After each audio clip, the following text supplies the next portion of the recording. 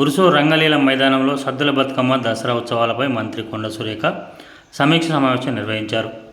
రంగలీల మైదానంలో అత్యంత వైభవంగా నిర్వహించే ఉత్సవాల నిర్వహణ ఏర్పాట్లపై అధికారులతో చర్చించారు.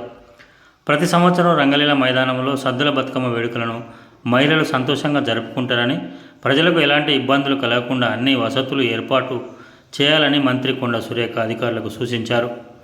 దసరా రోజున రావణాసుర వధ కార్యక్రమంలో ఎలాంటి అవాంఛనీయ సంఘటనలు జరగకుండా పారిశుద్ధ్యం, అగ్నిమాపక కేంద్రాలు, వైద్య సదుపాయం అందించేలా అధికారులు, ఉత్సవ కమిటీ సభ్యులు చర్యలు తీసుకోవాలని మంత్రి సురేఖ సూచించారు. ఈ ఛానల్ను సబ్స్క్రైబ్ చేయండి, లైక్ చేయండి.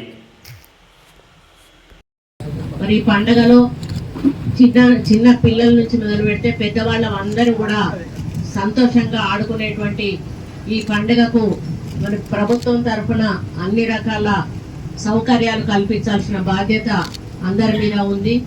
అదేవిధంగా మన జిల్లాకు వచ్చినప్పుడు మన వరంగల్ జిల్లా అంటే ఒక ప్రసిద్ధమైన పేరున్నటువంటి జిల్లా. మరి ఈ జిల్లాలో పెద్ద ఎత్తున మనం ఇక్కడ బతుకమ్మ సెలబ్రేషన్ చేయడమే కాకుండా రావణ దహన కార్యక్రమం కూడా చాలా పెద్ద ఎత్తున చేయడం జరుగుతుంది.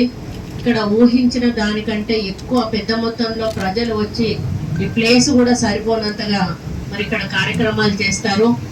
మరి ఈ ప్లేస్ రోడ్ అవతల ఒక ప్లేస్ ఉంది, కలెక్టర్ గారు, కమిషనర్ గారు, పోయిన కలెక్టర్ గారికి తెలుసు. అది మనం కొందామని ట్రై చేస్తే ఆమె అమ్మలేదు, ఆమె వేరే వాళ్ళకి అమ్ముకుంది. మనం అక్కడ ఎట్టి పరిస్థితుల్లో కూడా పర్మిషన్లు దయచేసి కన్స్ట్రక్షన్కి ఇవ్వద్దు. ఆ యొక్క సర్వే నెంబర్ తీసుకొని మీరు ఏ పర్మిషన్లకు కూడా దయచేసి కన్స్ట్రక్షన్స్ ఇవ్వద్దు.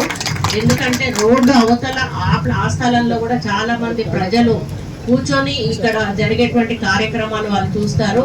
అది మనకు అమ్మాల్సిందే తప్పనిసరిగా, లేకపోతే మీరు ఎట్టి పరిస్థితుల్లో అక్కడ పర్మిషన్స్ ఇవ్వద్దని చెప్పి నేను ఈ సందర్భంగా విజ్ఞప్తి చేస్తా ఉన్నాను.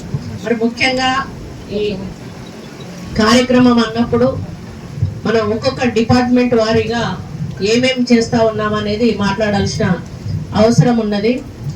మరి ముఖ్యంగా జిహెచ్ఎంసి తరఫున, జీడబ్ల్యూఎంసి తరఫున ఏదైతే ఉందో లైటింగ్స్ కానీ, మరి శానిటేషన్ కానీ, వాటర్ సప్లై కానీ, ఇంకా ఇటువంటివి ఏమున్నా కూడా బ్యారికేడ్స్ ఇవ్వడం ఉంటే ఆర్ఎండ్బి వాళ్ళు అనుకుంటా. మరి ఇవన్నీ కూడా ఒక్కొక్క డిపార్ట్మెంట్కి ఒక్కొక్క డ్యూటీ ఉంటుంది. మీ డ్యూటీలన్నిటిని కూడా ఈరోజు సర్వే చేసుకొని రేపటికల్లా మీరు సాయంత్రం లోపలికల్లా ఇవన్నీ కూడా కంప్లీట్ చేయాల్సిన బాధ్యత ఉంది. ఎందుకనంటే రేపటి నుంచి సాయంత్రం నుంచి బతుకమ్మలు ఆడతారు కాబట్టి మనం మీటింగ్ కొంత ఆలస్యమైనా కూడా మీకు చేయించడం పెద్ద కష్టమేం కాదు అనుకుంటున్నాను.